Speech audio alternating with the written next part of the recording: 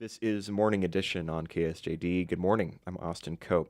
Two major fires are currently burning here in southwestern Colorado. The 416 fire continues to burn north of Durango, and the Burro Fire is south of Rico. The Journal here in Cortez has been covering this incident. One of its reporters, Jim Mimiaga, is in the studio with me now. Good morning, Jim. Good morning. You were recently at the scene of the Burro Fire. Talk a little bit about what you saw. Sure. I participated in a tour that the Forest Service set up and went with Emily Rice, the Journal photographer. We wore safety gear provided by the Dolores Fire Department, so I wanted to thank them for that.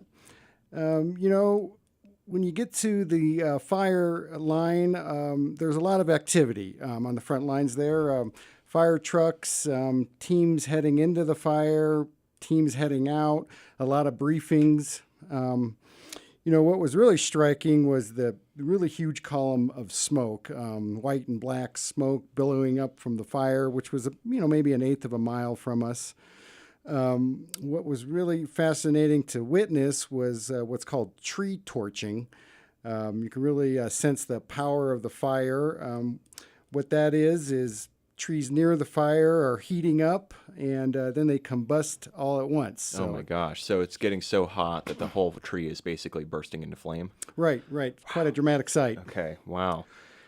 And so also the fire crews there had created a burnout or a backfire right along Forest Road 561. And that's part of a containment line that they're trying to establish on the southern flank of the fire. The San Juan National Forest is now fully closed. What impacts is that closure having on the region? Well, it's quite the shock to a lot of folks, and that's just the way it is, though, when there's a large fire like we're seeing, two fires so close together and such dry conditions. I think it's definitely impacting tourism. But it's also bringing in firefighters, so, they're obviously spending money in town, so that's kind of helping to buffer the loss of tourism. One of the big impacts, I think, is that access to McPhee Reservoir is much more restricted now. You can only use the reservoir by boat, and you must launch from the McPhee ramp only. The House Creek ramp has been closed. And there's absolutely no shoreline fishing allowed.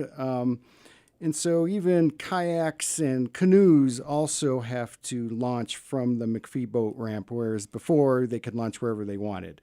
So that's kind of a limited access is an issue for folks.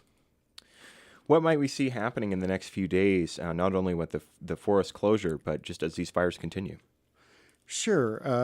What the firefighters told us when we were on the tour is they're really working hard to create a fire break on the western edge of the fire.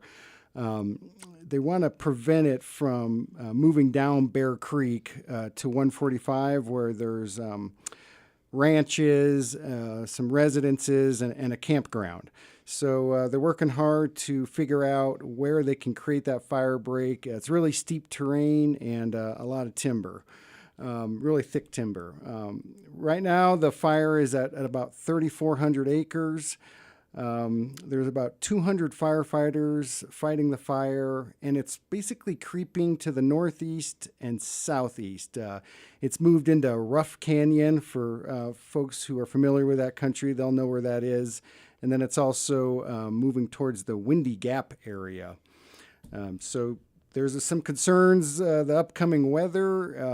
It's can be good and bad. They're expecting some rain, and that would obviously be helpful, but they're also expecting really erratic winds, which could push the fire in a multitude of directions. Blow in every direction, right. Yeah, and also lightning, right? Right, and then so they're also basically predicting dry lightning, and then that can also start additional fires, so...